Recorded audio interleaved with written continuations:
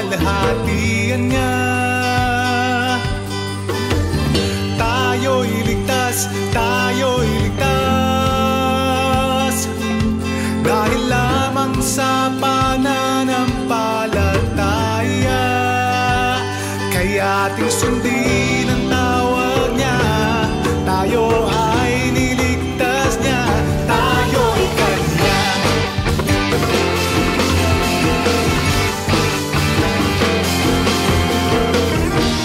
Nilikha tayo ng Diyos para lamang sa Kanya. Minahal niya tayo kahit di karapat-dapat. Kaya layunin natin na iukol ang buhay sa paggawa ng mabuti. Tayo'y Kanya, tayo'y Kanya, nilikha para sa kaluwalhatian niya. Tayo'y ligtas, tayo'y ligtas, dahil lamang sa pananampalataya. Kaya ating sundin ang tawag niya, tayo ay niligtas niya, tayo'y Kanya.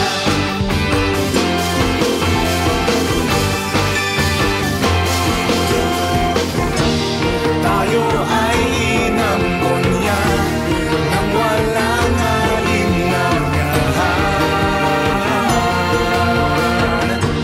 Sa Kaniyang pamilya, tayo ay kasama na. Kaya layunin natin na iukol ang buhay sa paggawa ng mabuti. Tayo'y Kanya, tayo'y Kanya, nilikha para sa kaluwalhatian niya. Tayo'y ligtas, tayo'y ligtas, dahil lamang sa pananampalataya. Kaya ating sundin ang tawag niya, tayo ay niligtas niya, tayo'y Kanya.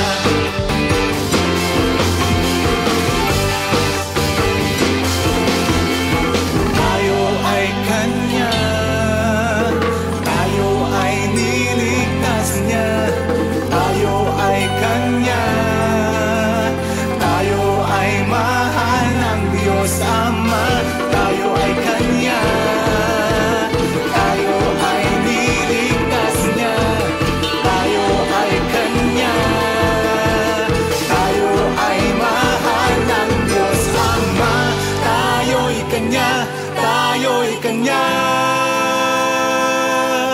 nilikha para sa kaluwalhatian niya. Tayo'y ligtas, tayo'y ligtas, dahil lamang sa pananampalataya. Kaya ating sundin ang tawag niya, tayo ay niligtas niya, gumawa ng mabuti sa kapwa. Ito ang layunin ng Ama, tayo'y Kanya, tayo'y Kanya, tayo'y Kanya, tayo'y Kanya, tayo'y Kanya.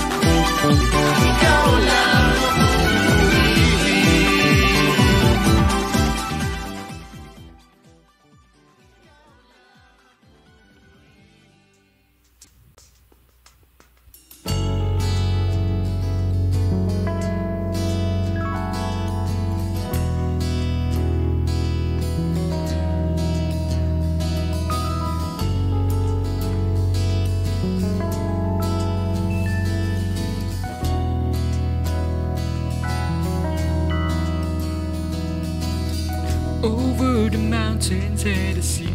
Your river runs with love for me, and I will open up my heart and let the healer set me free. I'm happy to be in the truth, and I will daily lift my hands, for I will always sing, oh, when your love came down. I can sing of your love forever. I can sing of your love forever. I can sing of your love forever. I can sing of your love forever.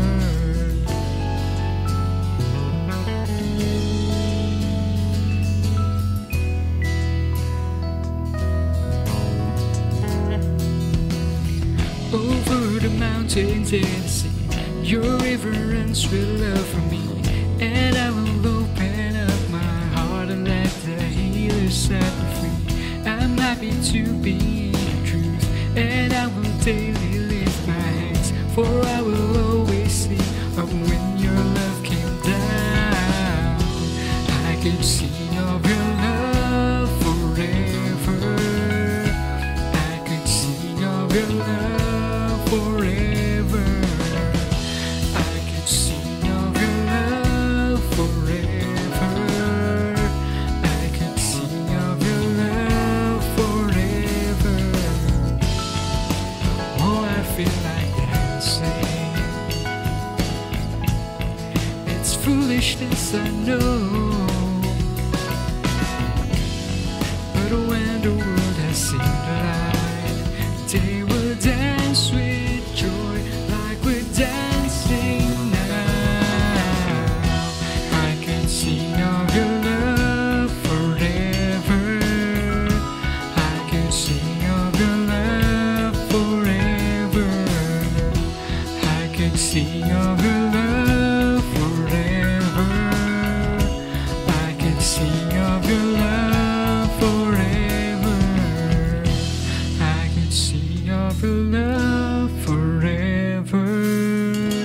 I can sing of your love forever. I could sing of your love forever.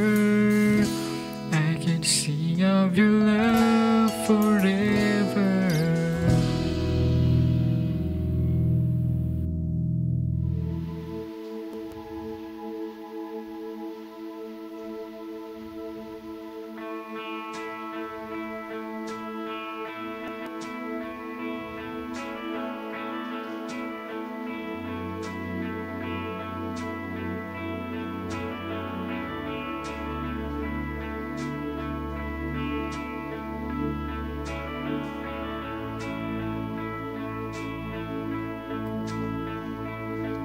The splendor of a king,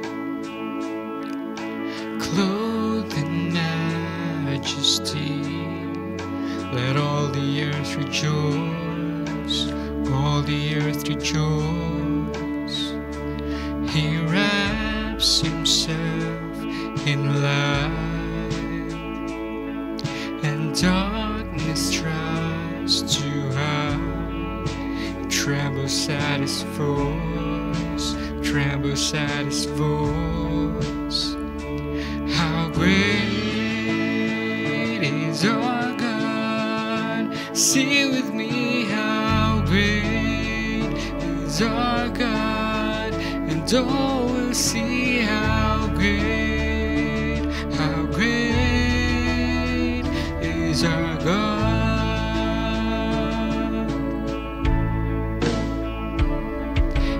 Age to age he stands, and time is in his hands, beginning and the end, beginning and the end. To God three in one, Father, Spirit, Son. Lion and the Lamb, Lion and the Lamb. How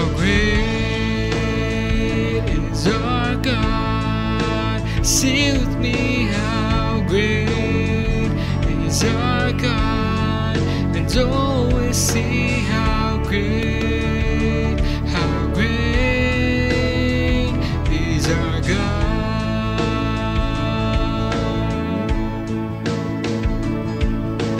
Name above all names, worthy of all praise. My heart will sing how great is our God.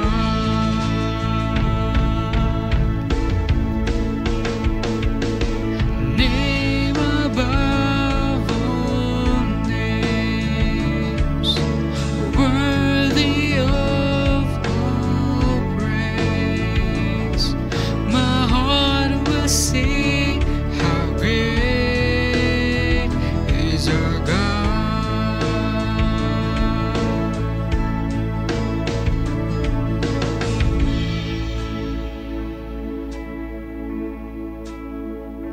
How great is our God. Sing with me, how great is our God. And oh, we'll see how great is our God.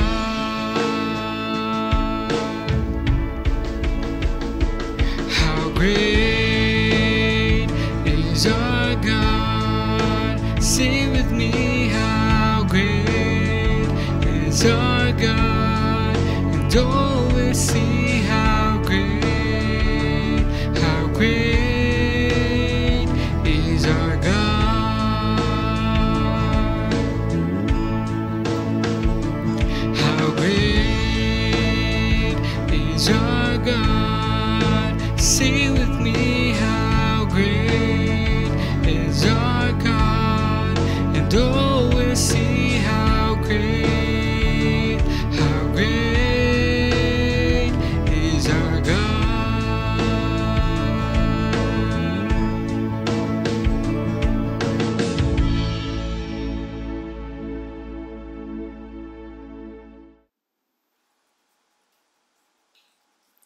And maraming salamat po kay JP sa pag-lead ng worship.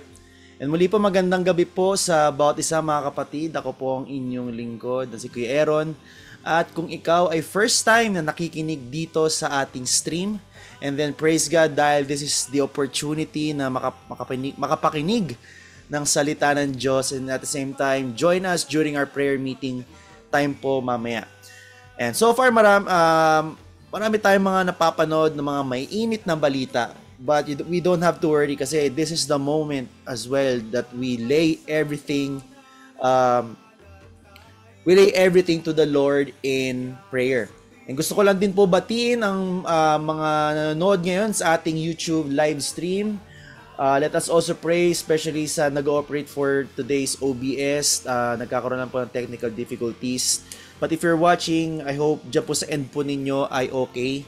Sa end ko din po ang aking camera nawawala, pero hopefully maging okay na po.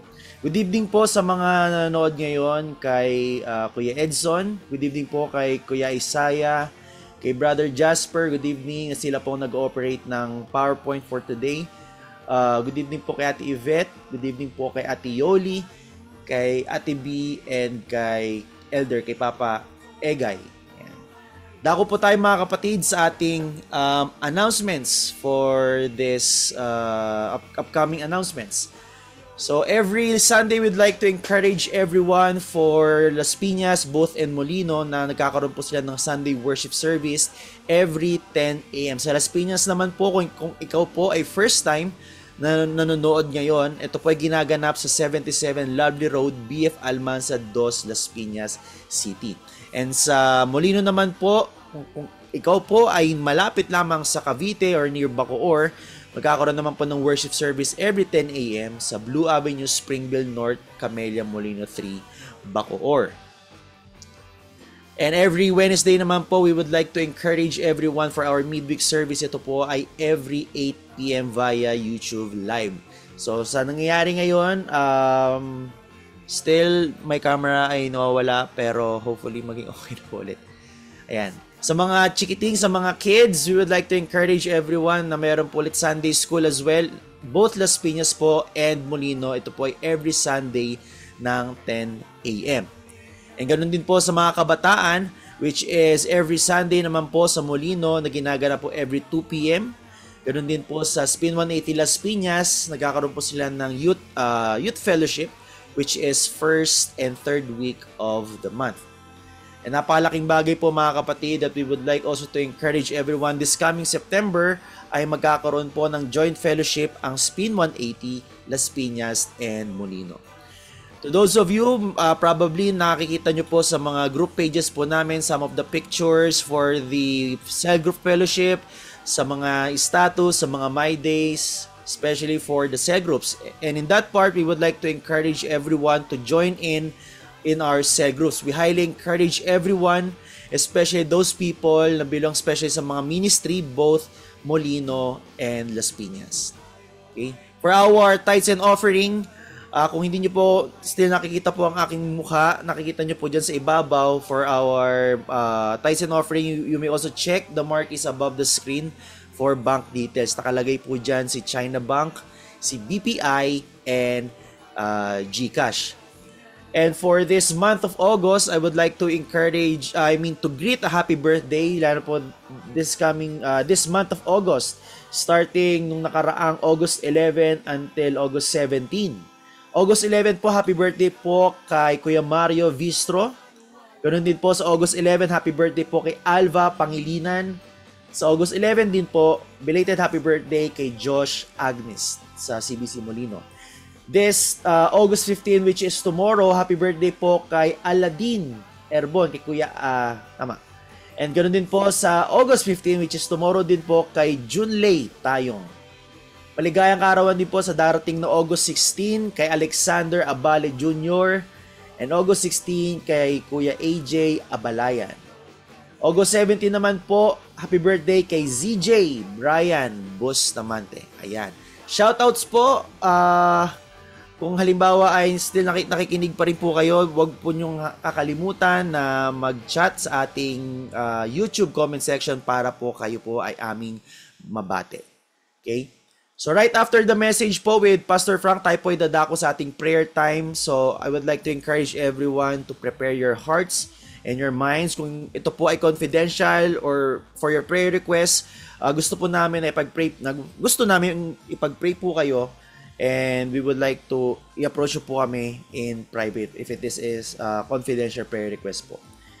So yun po mga kapatid, ating ihanda ang ating mga sarili, ang ating isipan, ang ating mga puso sa pakikinig ng salita ng Diyos to be led by Pastor Frank. Muli po, magandang gabi po sa CBC.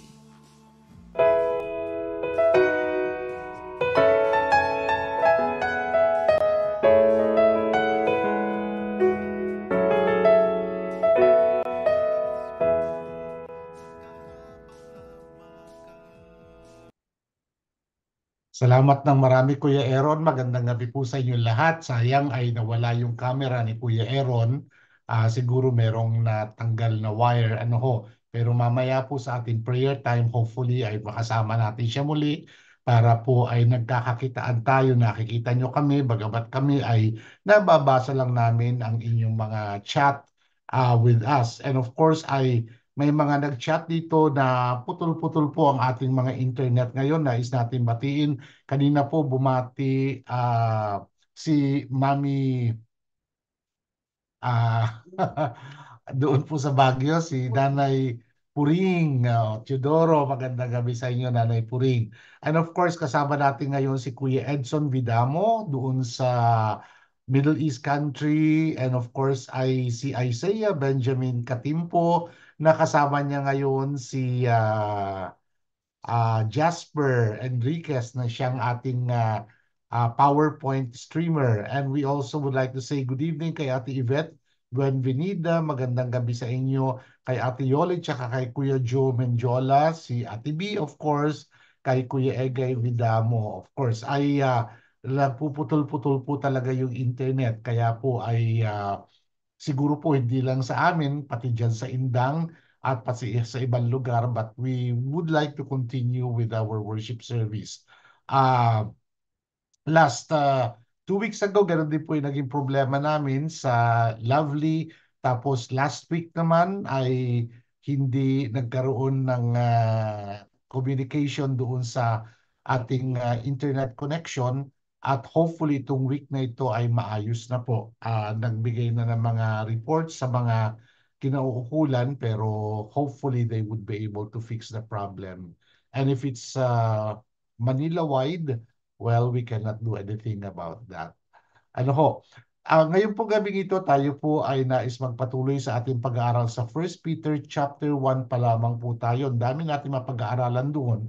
Pero ngayon pong gabing ito, ang ating topic is entitled To Conquer or How to Conquer Trials and Temptation. Ito po ay hango sa 1 Peter chapter 1 verses 8 to 12. In fact, yung last portion po natin mamaya is another topic, pero nais ko po i-continue na lamang po ito. Ito po ay continuation from the last message na napakinggan natin last Wednesday, at nais po natin ipagpatuloy yung paano tayo magkakaroon ng tagumpay sa mga tentasyon at saka mga pagsubok na dumarating sa ating buhay. Kung minsan gusto natin sabihin, Lord, wag nyo na lang ipadala. Lord, pigilan nyo na lang para wag kami magkaroon ng problema. Pero alam po ninyo, sabi ni John Bunyan, na siya po yung author ng pinaka-famous na Pilgrim's Progress.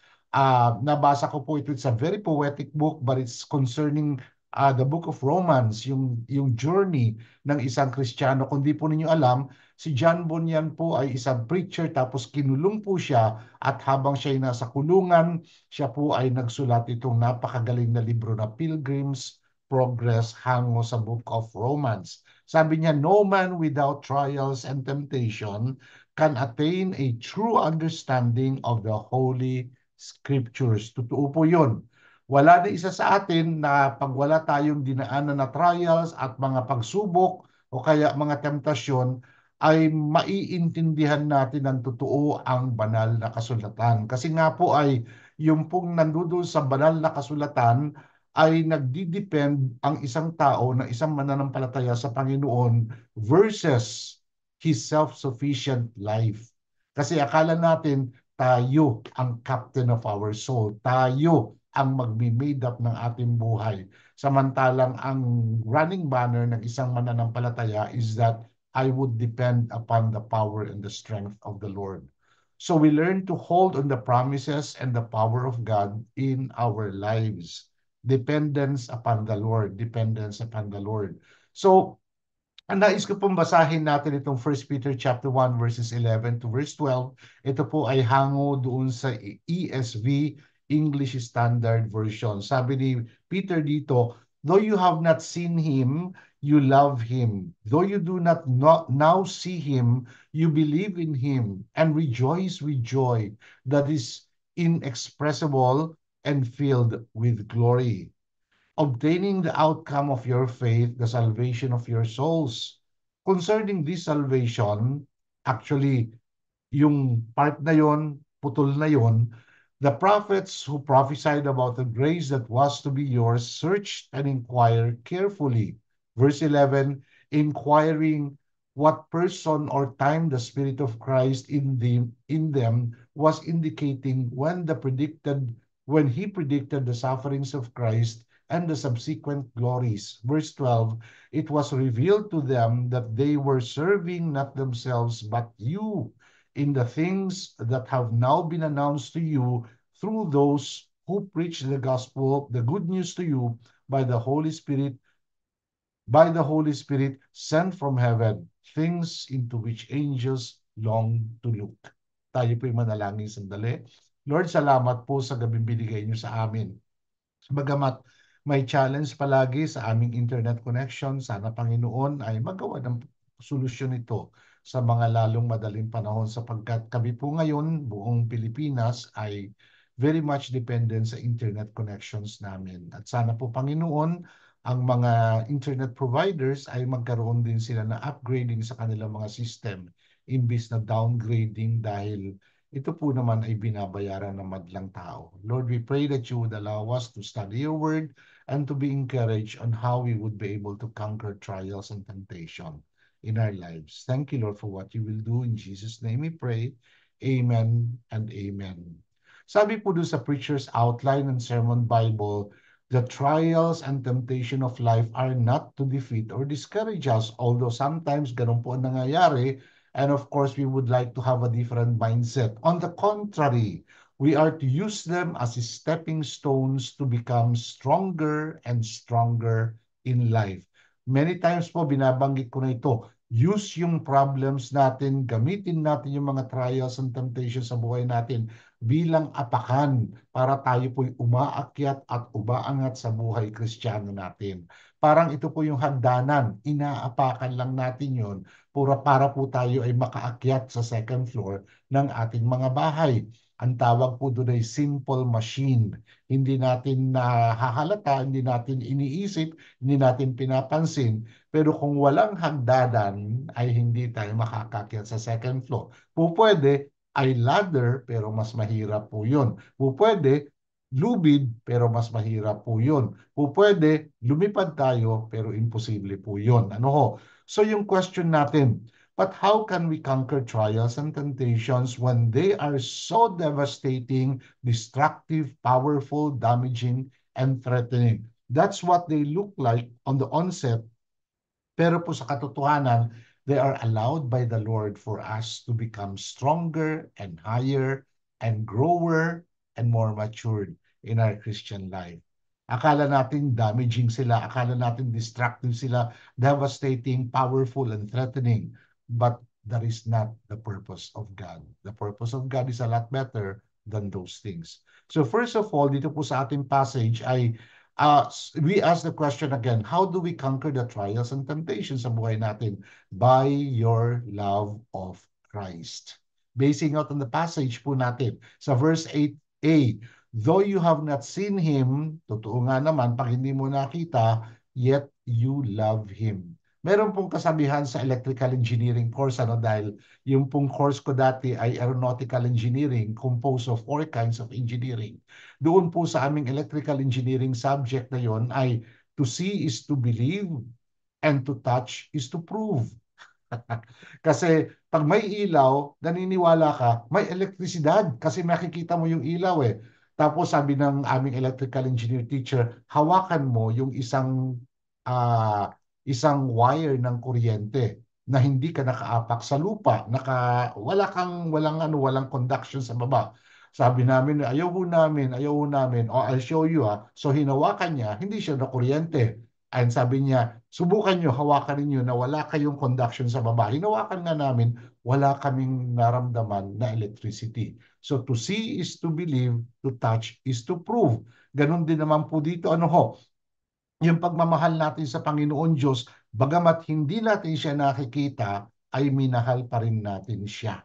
At yun po yung sinasabi ni Peter dito sa mga Christians na napakahalaga para makonquer natin yung ating mga trials and temptation. Kaya nga sabi dito sa Matthew chapter 22 verse 37, and he said to him, you shall love the Lord your God with all your heart and with all your soul and with all your mind. This is the first commandment, na mamahalin natin ang ating Panginoong Diyos. Kasi nga ay, bagamat hindi natin siya nakikita, iya't naririnig natin yung mga turo sa Bible, yung mga kwento ng mga tao, yung nangyayari sa buhay ng mga tao. And because of that, we would be able to prove, though we would not be able to touch Him, to prove that Christ is there and we could love Him. You remember si Philip, sabi niya, si Stephen, ay, nakalimutan ko na. Si Philip, sabi niya, Lord, I will not believe not until I touch you. Sabi niya, come and touch me. Touch my side, touch my hand. And eventually, sinabi ng Panginoon sa kanya, blessed are those who believe and yet has not seen me. And of course, yung pagmamahal natin sa Diyos, ay siyang magbibigay ng katatagan sa atin. John chapter 14 verse 15, sabi pa dito ni John, if you love me, sabi ni Christ, if you love me, you will keep my commandments. And of course, yung katumbas ng pagmamahal natin sa Panginoon Diyos ay hindi yung easy believism lang. Naniniwala ako, nagmamahal ako sa Kanya. Yung iba, kiyaw-kiyaw lang. Yung salita lang. Pero sinasabi ni Kristo dito, kung mahal natin siya, tayo mananatili at susunod sa kanyang mga utos. Hindi lang yon. John chapter 16 verse 10 or 15. Verse 10 sabi pa niya dito na napakaganda, deeper than that. If you keep my commandments, you will abide in my life. Yung word na keep dito ay nagpapatuloy. Tinuloy niya dito, no? Just as I have kept my Father's commandments and abide in His love. In other words, ay nagpapatuloy siya. The obedience is supposed to be continuous and consistent by the grace of God. Hindi yung panaka-naka lang, hindi yung maisipan lang, kung hindi tuloy-tuloy yung pagmamahal natin sa Kanya at yung pagpapakita ng pagmamahal natin sa Kanya ay pagsunod natin na tuloy-tuloy sa salita ng Diyos. Magkamali man tayo, hihingi tayo ng tawad at babalik tayo uli sa Kanya para sumunod sa Kanya. Kaya nga po ay wala namang Kristiyanong hindi nagkakasala pero nagbigay ng provision ng Panginoon sa atin. If we have sinned, we could come to Him and confess our sins. And He is very much willing to forgive us. In fact, He has already paid for all our sins. We just have to acknowledge our sins before Him. So mga kapatid, let me just ask you, how much do you love the Lord? Paano ko siya mamahalin? Hindi ko pa siya nakita. That's precisely the point. You call that faith. And then secondly, by your belief in Christ. And of course, mas matindi na ito. Yung belief natin nito is the other words for trust or faith in Christ. Verse 8b, though you do not now see Him, you believe in Him.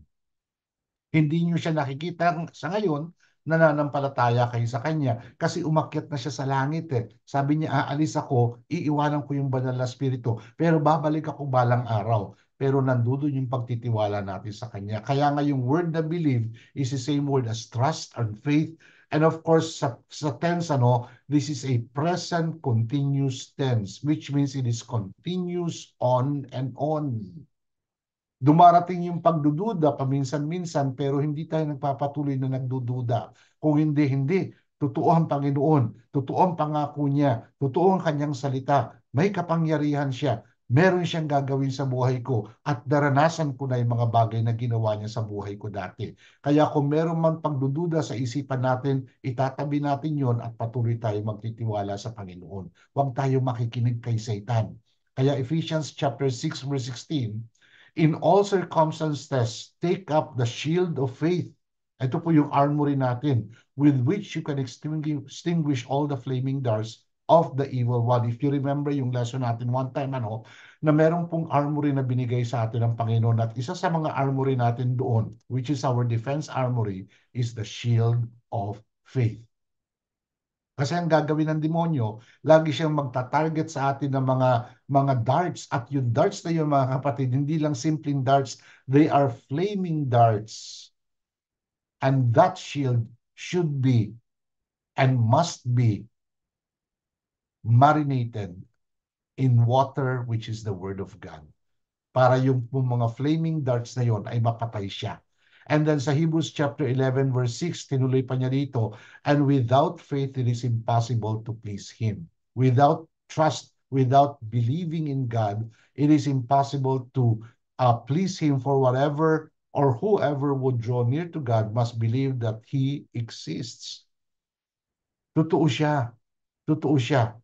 We don't see Him, but we see His creation. His management of creation, His provision, His protection of everything that He has created. We hang on His word in the Bible. Kaya nga po napakahalaga na magbasa tayo ng Bible kasi nga doon natin nakikita yung salita ng Panginoon Diyos. Kung magre-rely lang tayo sa mga napapakinggan natin, which is good in a way na rin yun, pero hindi pa po sapat yun. Well, I would say, pwede na yun, kaya lang nga pwede pa ninyong malaman yung salita ng Panginoon Diyos araw-araw sa pamamagitan ng inyong pagbabasa ng Bible bilang personal devotion ninyo, part of the Christian discipline. So ito po yung encouragement ni James sa atin sa James chapter 1 verses 2 to 4. Count it all joy, my brothers, when you meet trials of various kinds. For you know that the testing of your faith produces steadfastness. And let steadfastness have its full effect, that you may be perfect and complete, lacking in nothing. So again, we ask the question, how do we conquer trials and temptation? Number one, by the love of God, your love of God.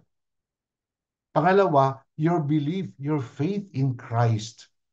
Napakahalaga po ito. Kasi nga ay kung wala tayo nung love at saka yung faith sa Panginoon, lagi tayong magdududa. In fact, when you love somebody, you're willing to please that person. If you believe on somebody, you're willing to take the risk. Even if you don't see it, nandyan ang kanyang pangako na binigay sa atin. Ang pinakamaganda pa nito, yung pangako ng Panginoon, kaya niyang gampanan. Hindi siya mangangako nang hindi niya kayang gampanan because He is omnipotent, all-powerful, and He is sovereign. Wala siyang hindi magagawa. Third po dito sa verse natin, verse 8 pa rin po tayo, and rejoice with joy that is inexpressible, expressible, and filled with glory. Ay yung kasiyahan sa puso natin ay hindi maintindihan at hindi maipaliwanag kasi nga po ay galing sa loob. You remember, merong tinuro sa atin, I don't know kung si Pastor BJ o si Pastor AJ, na sinabi niya yung peace actually or yung joy actually is coming from within, samantalang yung happiness is dependent on happening. Kaya yung joy na yon, may mga pagkakataon sa buhay natin na nagugulumihanan tayo pero deep within meron tayong joy dahil meron tayong pinagtitiwalaan. John chapter 15 verse 11, which is very, very good. These things I have spoken to you that my joy may be in you and that your joy may be full. Nais ng Panginoon na tayo ay magkaroon ng katiyakan, magkaroon ng panghahawakan doon sa pangako ni Kristo para maging masaya tayo palagi. Magkaroon tayo ng kasiyahan sa puso natin at maging punong-puno ito. Now, si Peter po ay meron siyang isinulat ito sa 1 Peter chapter 4 verses 12 to 14. Beloved, do not be surprised at the fiery trials when it comes upon you to test you. Kung titingnan nyo ho, no, yung fiery trials na yun, hindi lang basta trials, umaapoy pa. Umaapoy pa. As though something strange were happening to you. Huwag kayong magulat, sabi niya. Pag may mga umaapoy na mga pagsubok na dumarating sa inyo para kayo ay subukan, hindi para kayo ay sirain. Na para bagang merong pangyayari na hindi ka nais-nais o kaya katakatakang pangyayari na nangyayari sa inyo. Mga kapatid, binalaan na tayo ng Panginoon. In this world you shall have tribulation, but be of good cheer. I have overcome the world. The life of a person here on earth is never a walk in the park. Much more for a Christian. Laging meron trials and temptations yan. Kasi nga ay hindi lamang sa mga natural things na nangyayari sa ating kapaligiran, kundi meron pang spiritual battle na nangyayari sa buhay mo. At inaatake ka ng demonyo para ikaw ay tumalikod at ikaw ay bumagsak sa Christian life mo.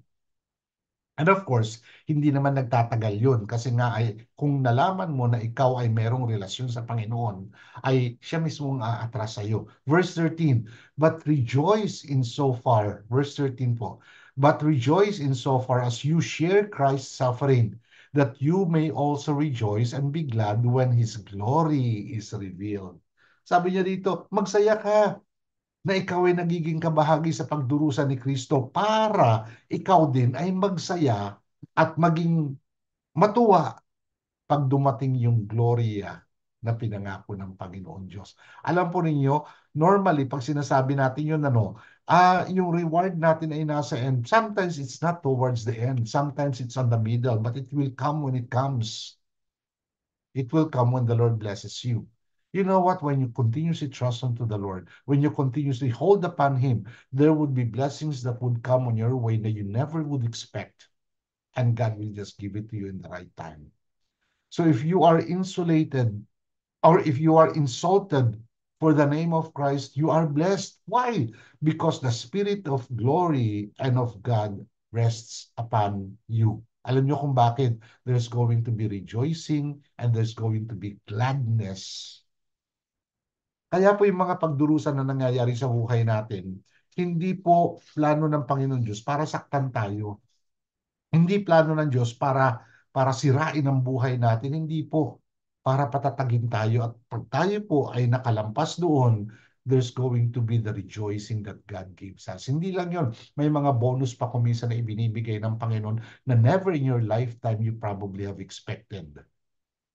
Halimbawa ay kulang na kulang ka na tapos ay biglang may magbabalita sa iyo, nakatanggap ka ng pamana mula sa isang distant relative na nasa ibang bansa na nag-iwan sa iyo ng isang bahaging part of your inheritance. Hindi mo naman siguro kilala as ka-close pero alam nyo sa ibang bansa kasi kukonti lang mga kamag-anak doon nandito rin sa Pilipinas. And sometimes that happens. Ano ho? That sometimes that happens. So by your love for the Lord, and then secondly, by your joy. Then fourthly, how do you conquer temptation and trials?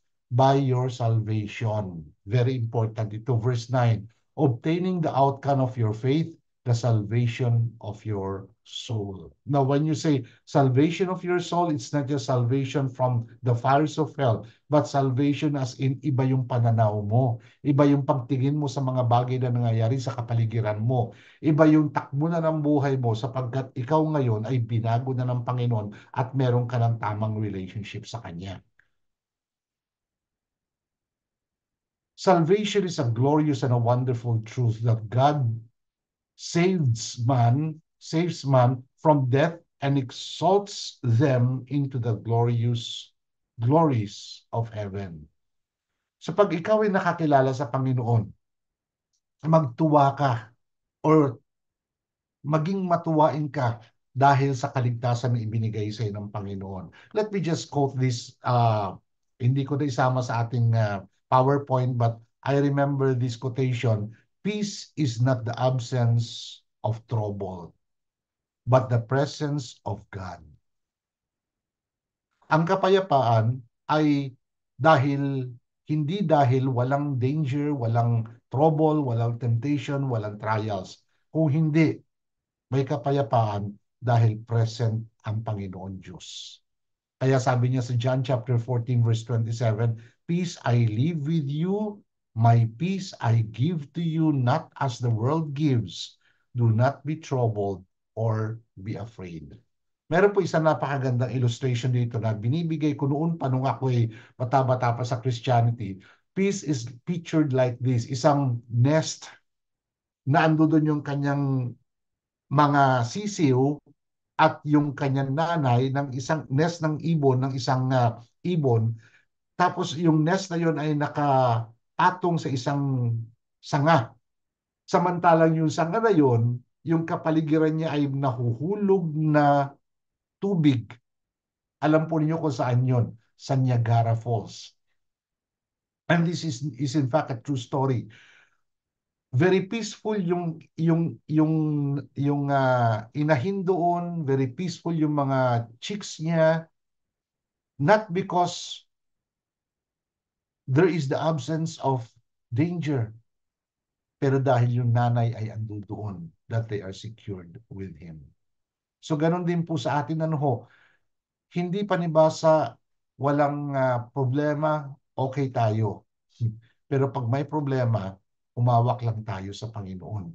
Kaya sa Hebrews na pinag-aralan natin one time, ang tawag dito sa salvation natin na ito is so great a salvation because we have a relationship with the Lord. Kaya nga po pag isang tao walang relationship sa Panginoon, ang laki-laki ng kakulangan sa buhay niya. Kasi nga ay walang magbibigay sa kanya ng security, walang magbibigay sa kanya ng peace, walang magbibigay sa kanya ng kapahingahan. So, let's talk about our salvation. Itong salvation na ito, number 1, salvation required great care from special people. Verse 10, itutuloy lang po natin ito para makita na natin na saan ba galing itong salvation. Ano bang klaseng salvation itong pinag-uusapan natin na ito? Kasi doon po nagsisimula yun eh. In fact, you won't be able to have the your love for Christ. You won't be able to believe in Christ not until you have that peace and that that salvation from the Lord. Salvation required great care from special people. Verse 10, concerning the salvation, the prophets, of course, talking of the older people who prophesied about the grace that was to be yours, searched and inquired carefully. In other words, itong kanilang mga tinuturo sa Bible, itong mga tinuturo na sinulat nila, hindi ito mga basta sinulat lang nila, but they searched, and of course it was given by the Holy Spirit, and they inquired, tama ba ito, totoo ba ito? And eventually it was even verified by other believers.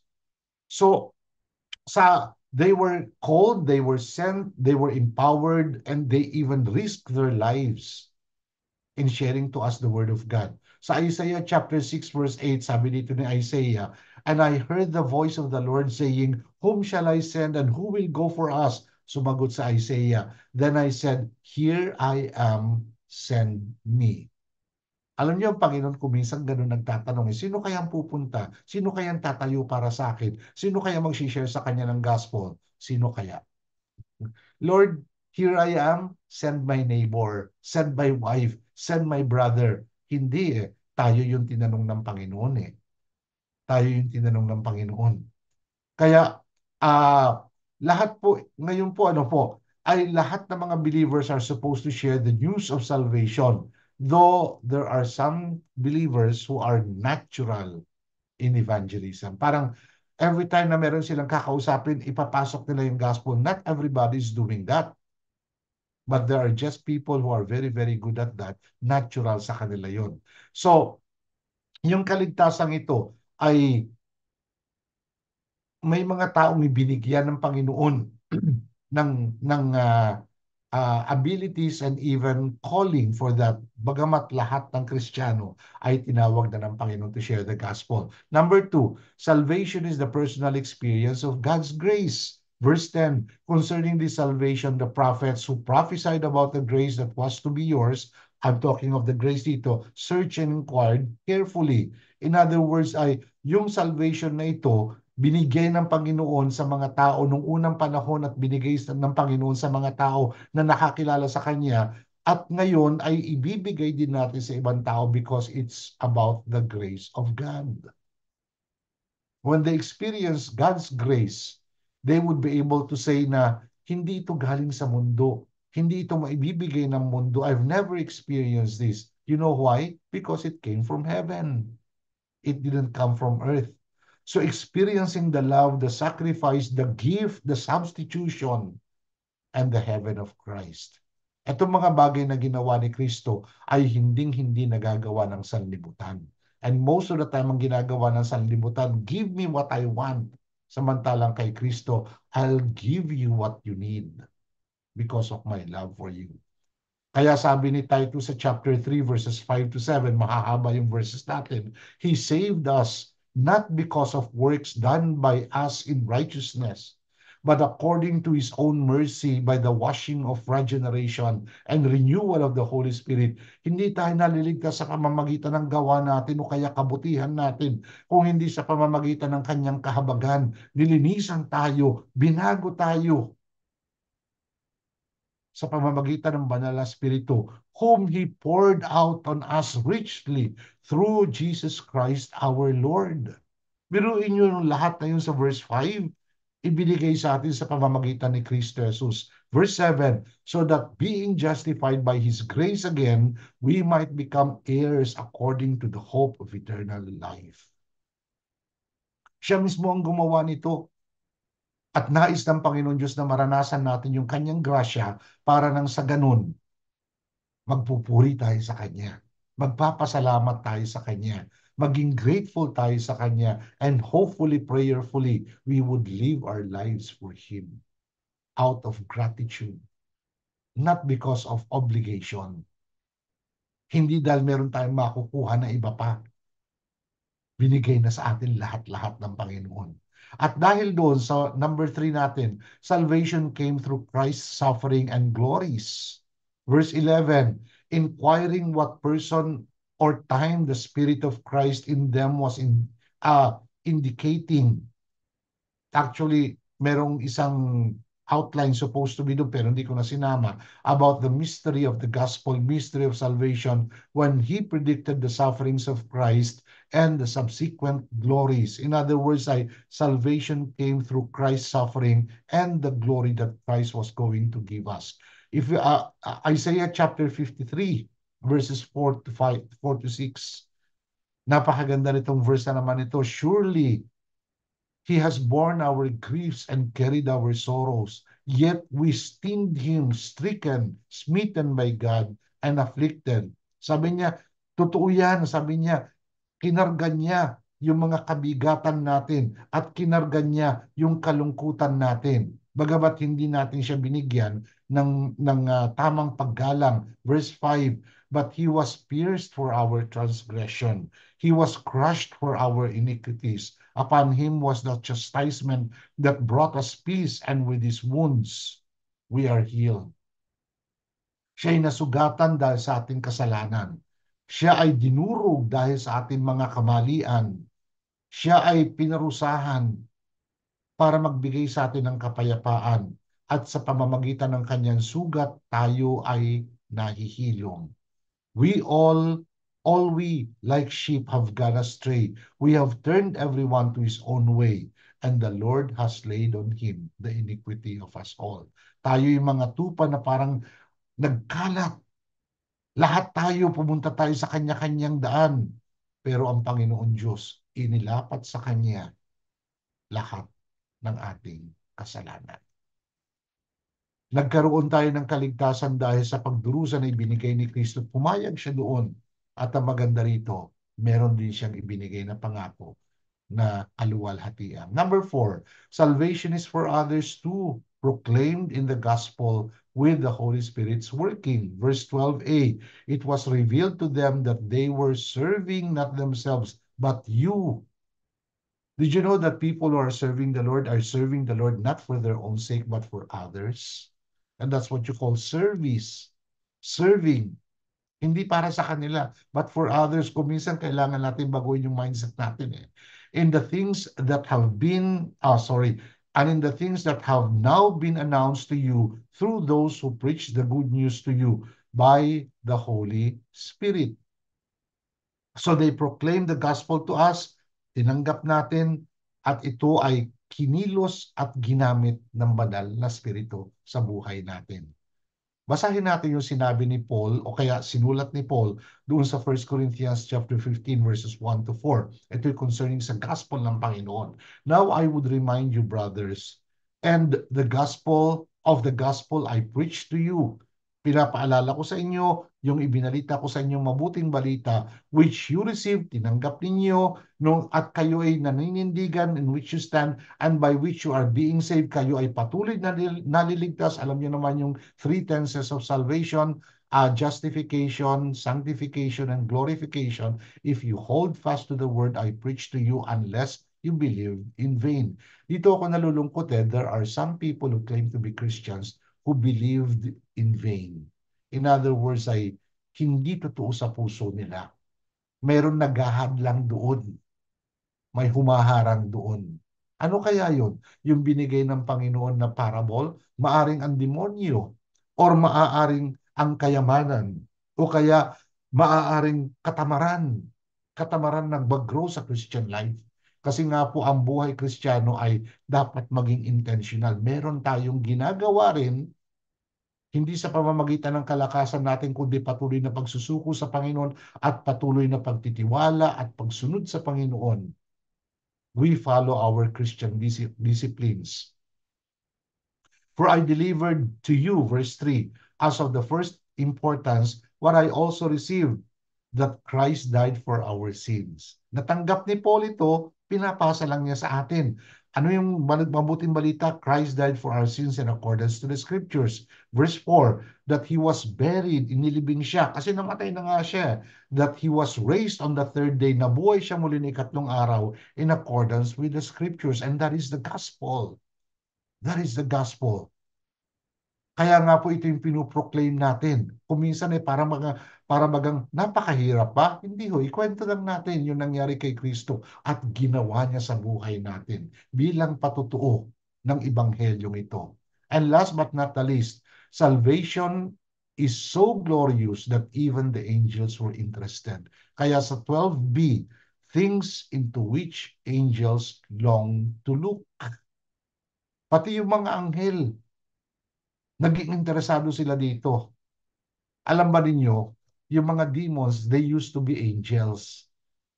Kaya lang nung sumunod sila kay Satan, itinapon sila sa impyerno, nawala na sila sa langit. Alam ba ninyo, sila ay walang tagapagligtas. When those angels followed Satan, they became demons and they don't have any salvation. Forever and ever, doomed for hell sila. Samantalang tayo, meron tayong tagapagligtas. May namatay para sa atin, may nagbayad ng ating kaligtasan. At pag tinanggap natin siya sa ating puso bilang tagapagligtas at Panginoon, wipe out yung kasalanan natin, hinugasan na yung maraming puso natin at meron na tayong katiyakan ng buhay na walang hanggan. Sila, wala. That's why they look at the salvation that we have. Siguro naiinggit sila, kaya lang wala silang magawa. Siyempre, yung mga angels na sumusunod sa Panginoon, they are there to serve us, to assist us, to minister to us. At siguro sa kanilang mga isipan, hindi naman nila kailangan mainggit kasi nga ikasama na nilang Panginoon. They're enjoying heaven already. They might be assigned to be with us for a while and then eventually babalik sila sa langit. Samantala yung mga demonyo, walang pag-asa.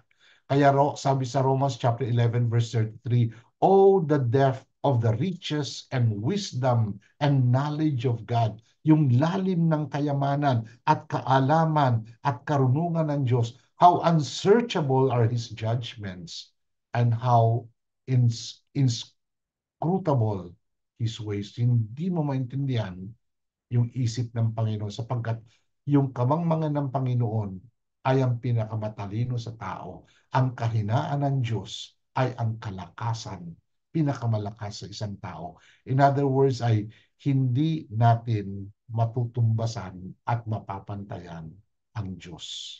In fact, everything that God is doing, He is doing for salvation. Kaya mga kapatid, kung tatanungin natin ulit, how do I conquer the trials and temptations? Hang on to the Lord. Embrace the Lord and depend upon Him. Principle natin, salvation is by grace alone, through faith alone, in Christ alone. Without Him, I can do nothing. So, it is not the presence or the absence of danger or trouble. It is the presence of Christ in our life. As we love Him, as we trust Him, as we develop the peace that we have because of our trust in Him, and overall, yung salvation na binigay niya sa atin is a very good assurance that He will never leave us nor forsake us. God bless us all at tayo po ngayon ay dumako sa prayer time natin na kasama si Kuya Aaron.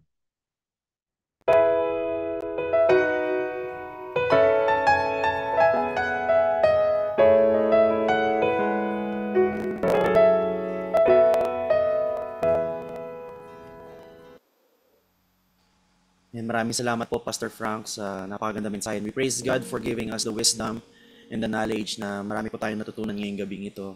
And bago po tayo dumako mga kapatid sa ating prayer time ngayong gabing ito, binabati ko po, especially sa mga nanonood ngayon sa ating YouTube live stream.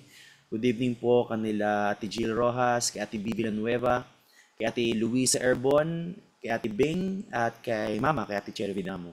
And according po kay Ate Jill, sabi po niya dito, please pray po for AR. Kuya AR, siya naman po ang masama ang pakiramdam po. So we will continue to pray for him. And lahat po tayo mga kapatid ay ating ihanda ating mga sarili, ating mga puso sa ating prayer time for this evening. Gagamitin po natin mga kapatid ang Acts prayer, which is the adoration, the confession, the thanksgiving, and the supplication. But before we start on that part, ating munang i-assess ang ating sarili, ating munang siyasatin ating sarili bago tayo lumapit at manalangin sa Panginoon. Tayo po lahat ay lumapit sa Panginoon. Tayo po ay manalangin.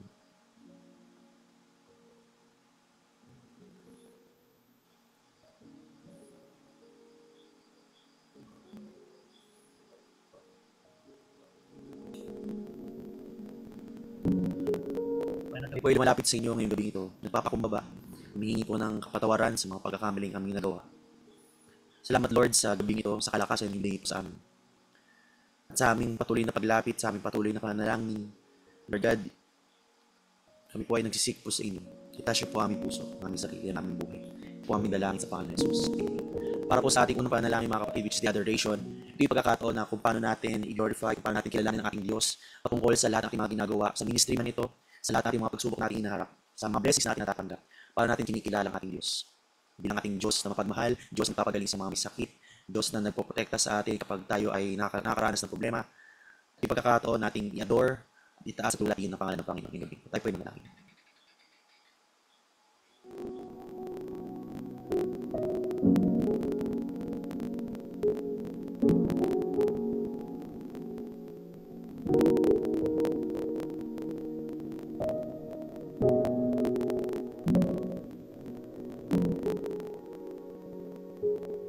Let us pray. Father God, how beautiful, how powerful, and how wonderful is your name. Sa iyo lamang po ang papuri, sa iyo lamang po ang kalwalatian, sa iyo lamang po ang pasasalamat. Kadakilaan ang inyong pangalan, Panginoon. Purihin ang inyong pangalan, Panginoon. Ito po aming dalangin sa pangalan ni Jesus. Amen. Sa ating patuloy na panalangin mga kapatid, which is ng confession, ito yung pagkakataon na tayo po ay lumapit, tumingin ng tawad sa ating Panginoon sa kanuman ang mga karanasan, mga problema, o mga hindi natin nagawang hindi kaaya sa harapan ng Panginoon. Yung pagkakataon na tayo ay magsik sa Kanya, baguhin at linisin ang ating mga sarili, ang ating mga puso sa panalangin. Tayo pa yung manalangin mga kapatid.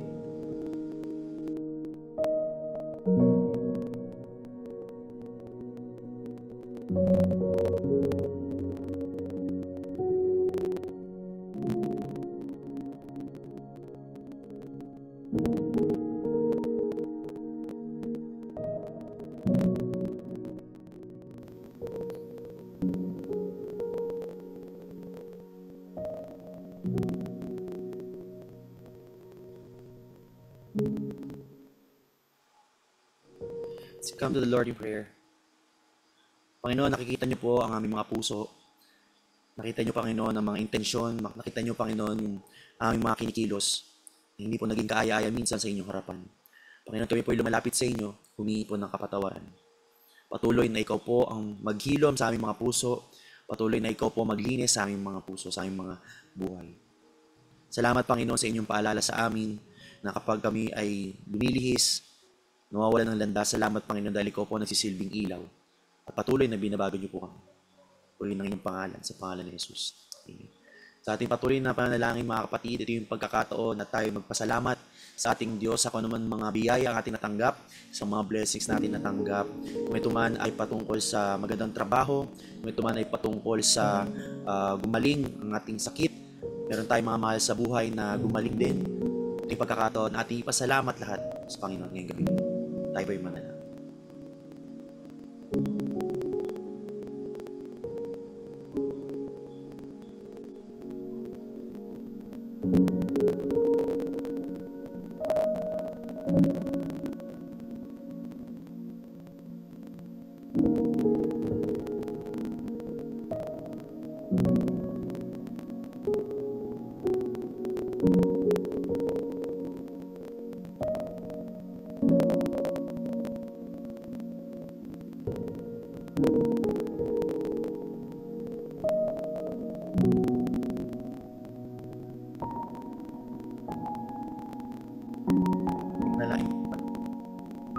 Panginoon, purihin ang iyong pangalan mula noon at pakailanman.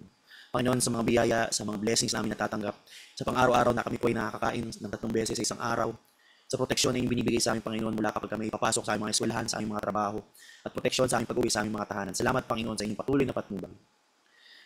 Minsan nakaramdam kami ng sakit, ng lagnat, masama ang pakiramdam. Salamat, Panginoon, dahil ikaw po ang nagpapagaling sa amin.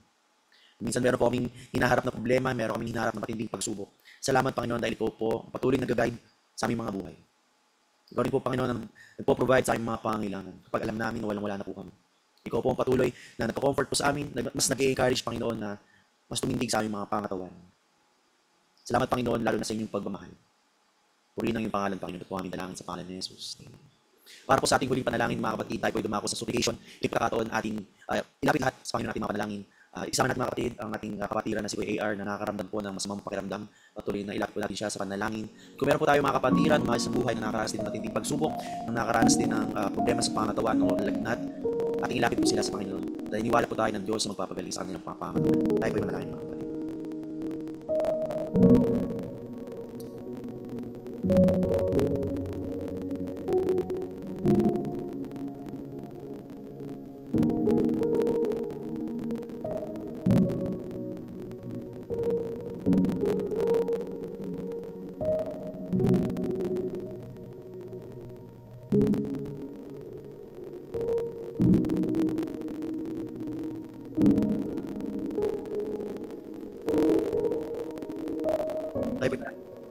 Panginoon, dinggin niyo po aming mga puso.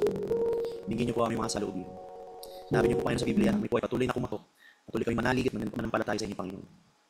Panginoon, narinig po aming mga panalangin. Naniniwala po kami na lahat ng ito ay ialay po namin sa inyo, Panginoon. Lahat ng ito ay sa inyo namin pinagkakatiwala. Hindi po namin alam kung ano po mangyayari sa kinabukasan. Hindi po namin alam kung ano po mangyayari sa mga susunod na araw. Pero naniniwala po kami, Panginoon, na ikaw po ang patuloy na mangunguna sa aming mga buhay.